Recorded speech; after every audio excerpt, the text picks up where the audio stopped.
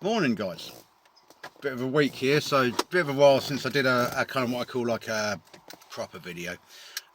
Some of you will have seen a little bit of madness from that job. That was that one where for some reason someone had plastered over wallpaper. I went in to do kind of 4 days work. It turned into kind of basically stripping off the plaster, stripping off the wallpaper. Client was abroad at the time. They've just moved back now. They're very happy. That job's all paid out, painted, done. But yeah, that was a bit of drama. And of course, we've all heard the stories about plaster over wallpaper, but never actually seen it myself. You know, not in real life, actually in person. So yeah, so we had a bit of a sesh the other day, as you could see on the Haribo. A bit of fun, and Stan was, to be fair, he's learning the trade now, so that's all good. So just going to open my window because I'm going to have the usual fag break. So yeah, today I was kind of cracking on. I'm on a little job which is just literally just the walls in a bedroom, which is fine, absolutely fine. It's like a 1-day job, no kind of dramas with it. Guy's quite happy. Not going to tape up the skirting because they're the square ones, so quick wipe with a damp cloth if I get any spatter, and I shouldn't do because I'm using the Albany roller, so all good, you know your products. So I thought I'd have a chat today because John Ebrington said something about kind of recommending some of my videos. I mean, you're welcome to watch them all, but not sure it will help you seeing me falling up a icy mountain or dancing around, but he said some people might be getting some benefit from my videos, so I sort of thought I'd have a carry on and just give some chat. So what I see is, and I've touched on this before, products and paint. People, like, you get a new paint coming on the market, and I won't name it because we don't want to get the videos reported, but they come from sort of Scandinavian countries, some of this paint, and it was heavily pushed, and certainly sort of 2020 when paint was hard to get because of events. I actually tried one of these brands and it wasn't that good. It sort of wasn't all that great. The white was okay for ceilings, very flat, but it was basically a repackaged contract matte. But everyone's enthusing about this product.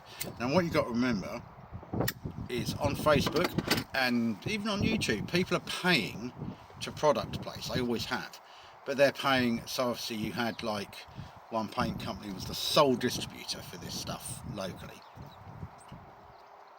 and obviously they're paying people to push it. They're sort of saying to painters, yeah, we'll give you half price on this paint if you just push it for a bit on the forums, and you know, you've got professional marketing teams and everything, but they were a bit deceptive.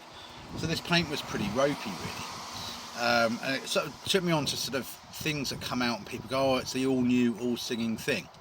The thing is, the essential, I don't want to talk too fast either, but the essential thing with what we do is we're going out, we want to make a living, go home, have some family time, you get paid, that's it. And you need products and stuff that's going to help you do that. Your customer wants the job at a standard that they're happy with and for you to go. End of story. That's kind of like, it's a simple thing. The payments and stuff can get a bit difficult, but we've gone through that. So it's an essentially, they don't want to know about the latest all singing, dancing paint. And those that do and who get very picky on designer paints and stuff are not the customer for me, or for you probably. Especially sort of, you know, the ones that John Ebrington is suggesting.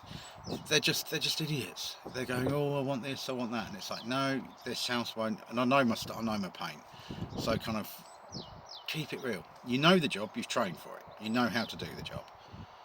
The paint, I'm not going to recommend brands, but I happen to just go to Brewers. I can get all the brands I want there, and they've got some decent brands of paint, including their own in-house. Very good. It's good quality, good price. You're charging for it. That's it.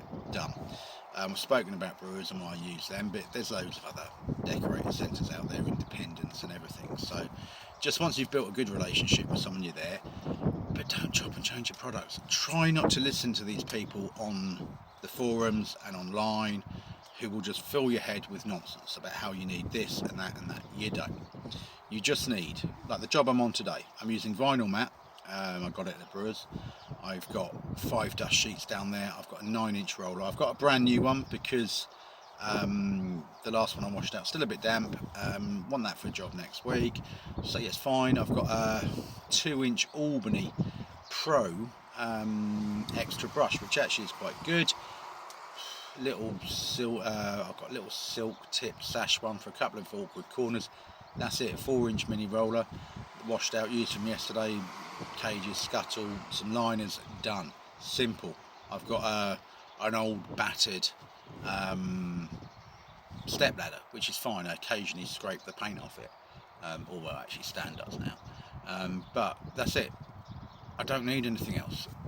People go on about spraying. Why on earth would I want to come in for a day's work to spray a room? Sprayers have a place. Don't get me wrong, but some people, they'll go out, they'll pay 1,500 quid on a spraying machine. Why? You can still earn your money doing it the old school way like I do. I'll probably put my roller cage on a pole and kind of just to save the hassle on my shoulders, and that's it really. It's not, you don't need all this all singing, all dancing equipment. Don't buy into it. Some people will buy like Merkur, Festool, they're brands, but hopefully I'm allowed to mention them on YouTube. Sort of, you know, dusters, sanders and stuff. Why? I don't really need them. You can, and to be honest, you can rent them from tool places. So if you do have a job where you've got a lot of sanding, just rent one. That's it. But stick it on the cost of the job and rent one. Done. For that job. Duster sander, I've got a DeWalt Orbital sander. The reason I went with DeWalt is because just the batteries, they fit Graco sprayers if you need a sprayer. So I don't have to chop and change your batteries. I've got a full kit. So I just don't like the brand. So yeah, but what I can do with that, I've got a little sort of Hoover tub vacuum, they call them. I can actually fix it up to the outlet on the DeWalt Hoover and actually pretty much have a duster sander. Some of this stuff is just people selling stuff that's already there but repackaged, if you know what I mean. I think Gates did it, didn't he, with Apple? Basically the stuff was already there but he brought it all into one. So yeah, you can go out, you can buy yourself a separate orbital sander, you've got your tub vacuum, you need a vacuum cleaner anyway, and you're just hooking it all up together. So it might not look great, but does it really matter? You're getting the job done. Don't go out and spend thousands on kit. Same with the van. I've got a very old van, just past the MOT by the way. Quite happy, few advisories, bits to sort out, but the main thing is I'm through. I've got an old van. My van's what now, 16 years old nearly. It's going strong. So why would I change it? I wash and wax it. It looks good. It looks clean. That's all that's needed. People, if you why do I need a brand new van? I don't. I'm a painter. The more equipment you get, the more chances are of you getting robbed. Used to be Joanna. God, was it Joanna Hay decorating? I sometimes comment on her stuff. She was saying some guy got robbed of all his sanders and everything. Well, do you know what? If someone actually turned up and sort of said we're going to rob you, I'd be like, yeah, I haven't actually got any money on me, mate. Sorry. My phone's kind of spattered with paint, worthless probably. Got my fags. I'll fight to the death for them. But anything else, you're welcome to be honest. I'd open up the van and say help yourself. You are not going to get. You'll get probably what for some of those tools you might get 50 quid on a car boot sale. Do you know what I mean? Obviously, it would cost me hundreds to replace them because they're from new, but everything's spattered with paint. It's old and used. So yeah, just keep it real. Keep it very, very simple. Don't overbuy kit.